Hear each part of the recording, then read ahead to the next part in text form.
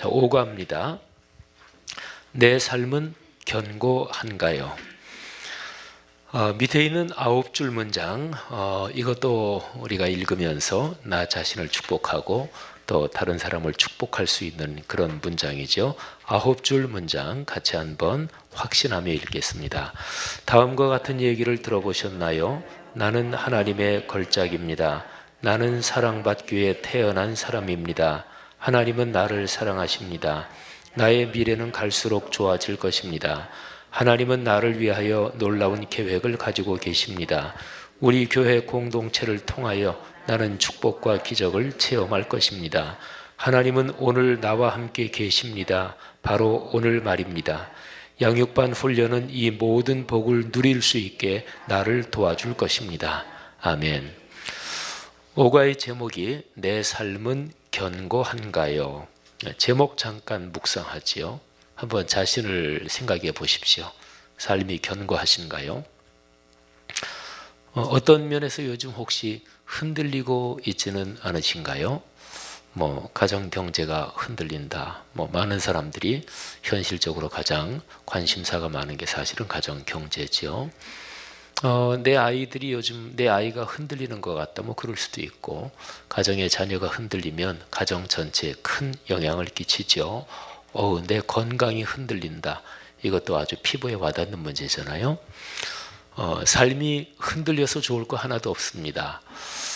토종환 시인은 흔들리지 않고 피는 꽃이 있느냐 이런 얘기를 해서 사람을 아주 교묘하게 만들어 놓습니다만은 멋진 시구예요, 그죠? 참 멋진 시고, 말하자면 삶의 고난 또는 삶의 어려움 그런 거를 부정적으로 볼 필요가 없다. 모든 꽃은 다 흔들리면서 핀다. 아주 참 멋진 시인의 눈이에요.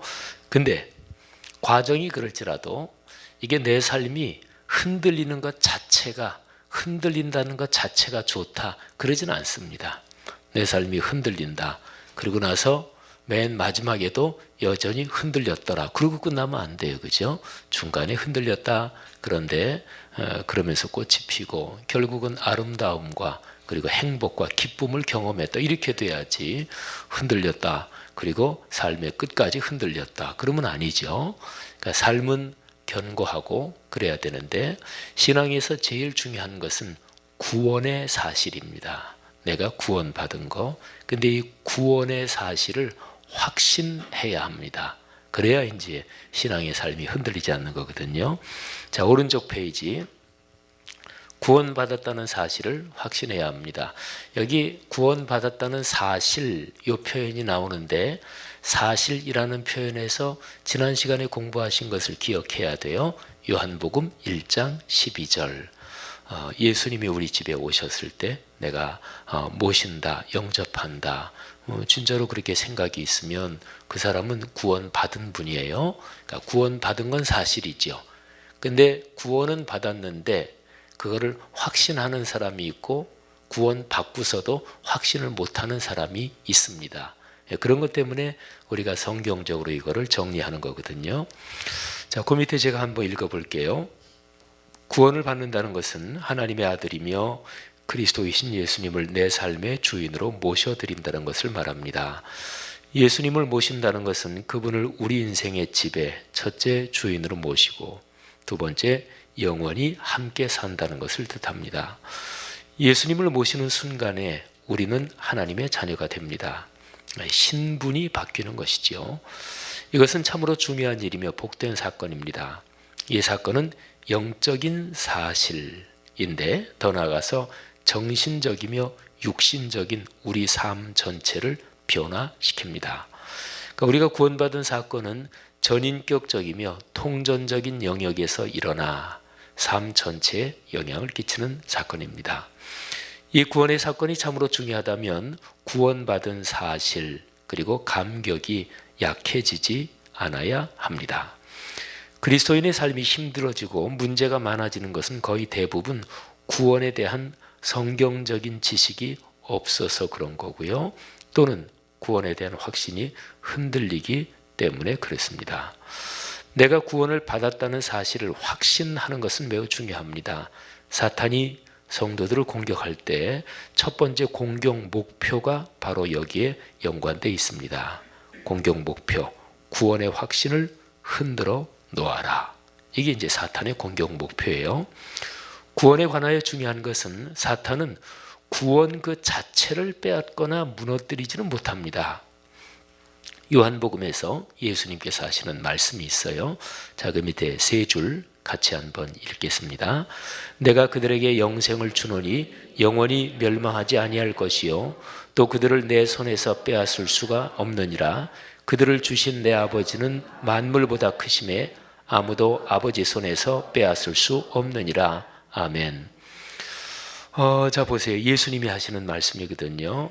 예수님이 사람들에게 영생을 주시면 영원히 멸망하지 않고요. 그리고 예수님 손에서 그 그리스도인을 뺏을 자가 없대요. 여기 손이란 표현이 두 번 나와요. 내 손, 예수님 손이죠. 그 밑에 줄에 보면 아버지 손에서 빼앗을 수 없다. 손이란 말이 두 번 나오죠. 여러분 한번 저를 보세요. 이 제 오른손이 이게 하나님 손, 예수님 손이라고 생각을 해보세요.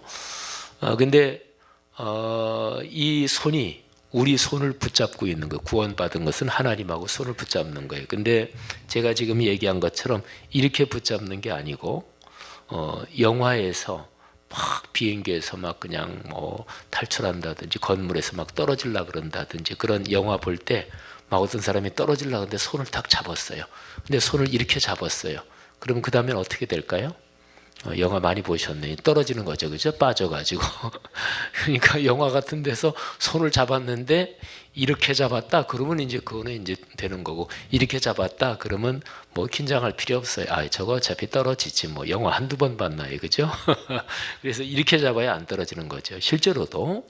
근데 우리가 구원받았다는 것은 주님의 손이 우리의 손목을 이렇게 잡은 거예요. 그리고 우리도 주님의 손을 이렇게 잡은 거예요. 이렇게 보시면 돼요. 근데 우리는 살아가다가 종종 우리가 손을 놓습니다. 근데 우리가 손을 놔도 주님이 우리를 잡은 이 팔목 잡은 거를 놓지 않는 한 이거는 결코 빠지지 않습니다.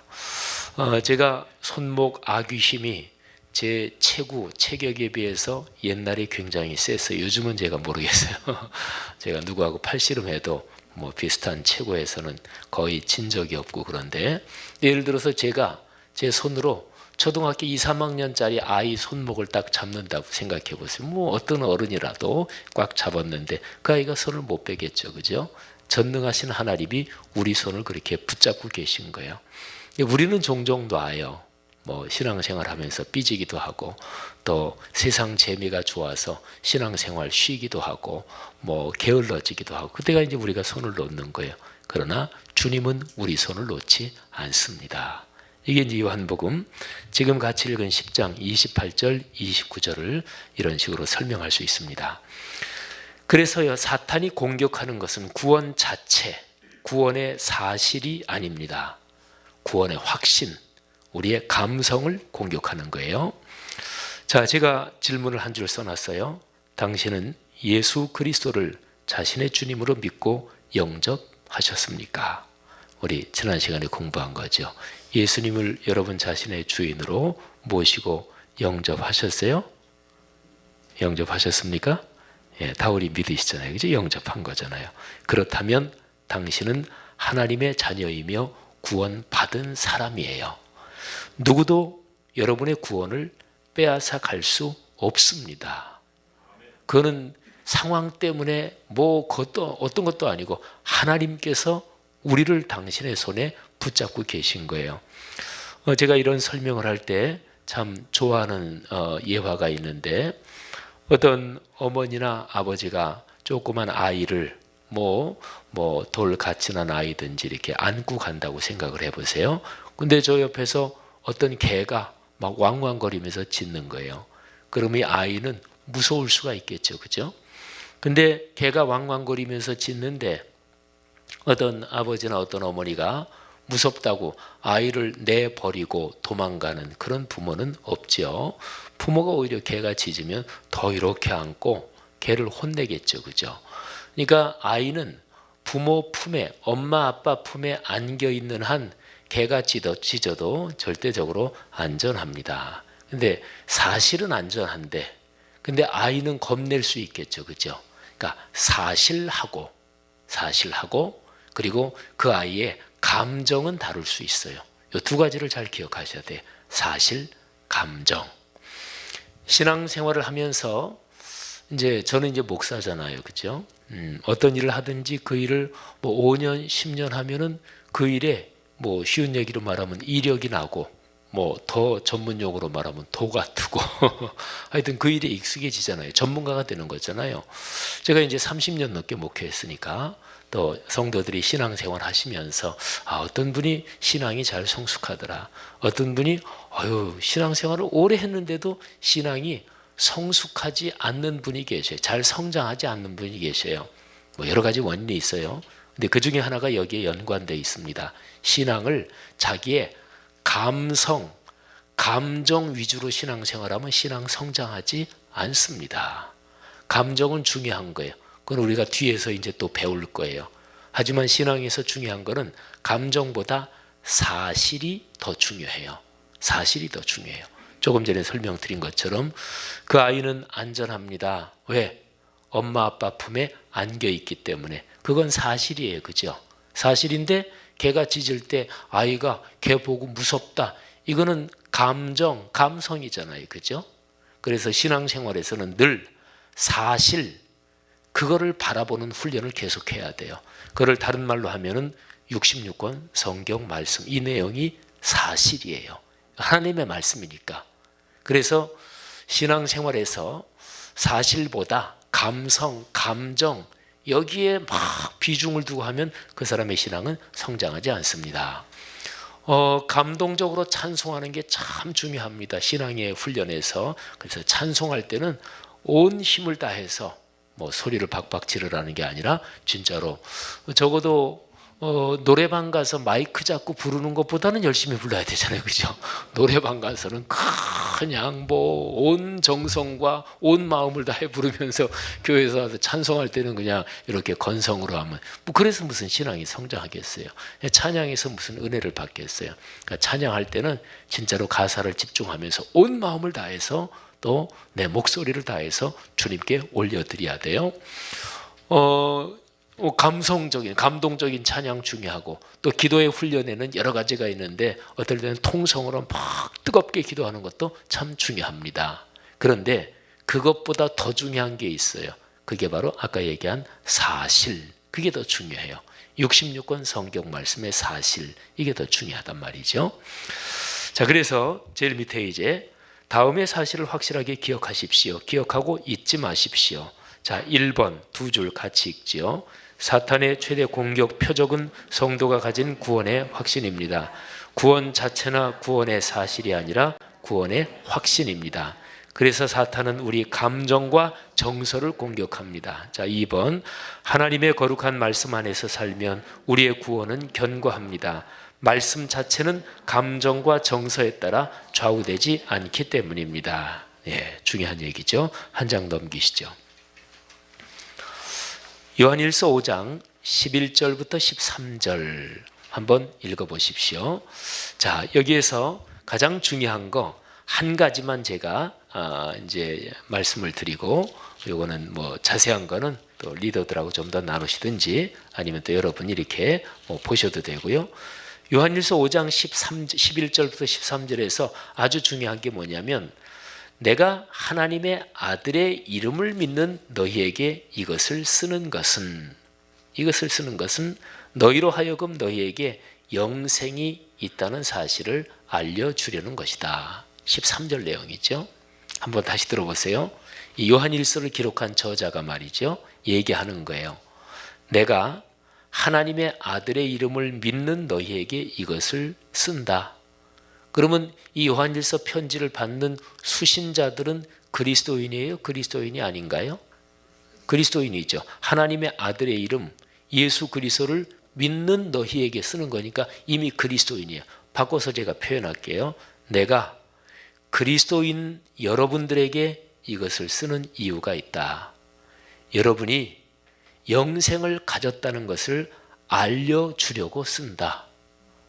그러면 이게 무슨 얘기예요? 그 사람들이 영생을 가졌다는 거죠. 가진 건 사실이에요. 그런데 영생을 가졌다는 것을 그 사람들이 알고 있다는 거예요? 모르고 있다는 거예요? 모르고 있다는 거죠. 이런 상황이 신앙생활하면서 많습니다. 그러니까 예수 믿고 그리스도인으로서 신앙생활하는데 예수를 믿었으면 그 사람에게는 영생이 있어요. 지난 시간에 얘기한 것처럼 뭐 복음을 그렇게 듣든지 또는 우리 교회 전도폭발 훈련을 열심히 하는데 뭐 전도폭발 훈련 받으신 분에게 복음 제시, 복음의 중요한 내용을 듣든지 아니면 한국 교계 또 전 세계적으로 아주 유명한 그 작은 책자가 있죠. 사형리라고 영적인 4가지 법칙, 사형리 뭐 그런 조그만 책자로 듣든지 뭐 어떻게 들어든 상관없어요.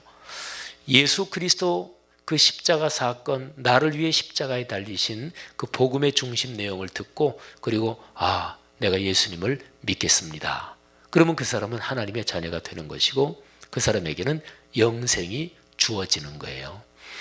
그러니까 그리스도인이면 영원한 생명이 그 안에 있는데 그런데 그 사실을 모르고 있다. 그러니까 확신을 못하고 있다. 이런 그리스도인이 많단 말이죠.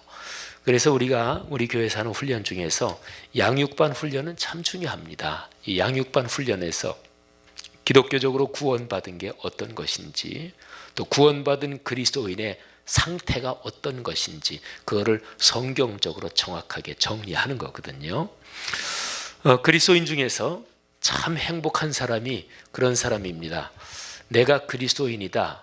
이게 뭘 말하는지 그리스도인이라는 신분에 하나님이 얼마나 아름다운 복을 많이 걸어 놓으셨는지 그를 성경적으로 잘 깨닫고 그 말씀을 계속 묵상하면서 사는 사람이에요. 그러면 성경 말씀을 계속 묵상하면 성경 말씀에 있는 내용이 내 삶으로 계속 실현됩니다. 이루어집니다. 그것처럼 큰 복이 어디 있겠어요? 여러분 모두가 그런 복을 누리며 사시기를 주의 이름으로 축복합니다. 기도하겠습니다. 하나님 아버지 은혜 감사합니다. 참 좋은 봄날입니다. 이 봄날 저녁에 우리 양육반 또 여기에 같이 귀하게 모이신 우리 목회자분들 또 양육반 리더 장로님 권사님 집사님들 또 여기에 같이 더불어 훈련받고 교제하시는 귀한 하나님의 사람들 우리 모두가 하나님이 우리에게 주시는 구원을 분명하게 알고 확신하고 살아가도록 축복해 주옵소서. 양육반 훈련 계속되는 중에 하나님의 큰 복이 임할 줄 믿습니다. 예수님 이름으로 축복하며 기도합니다. 아멘. 자, 감사합니다. 네.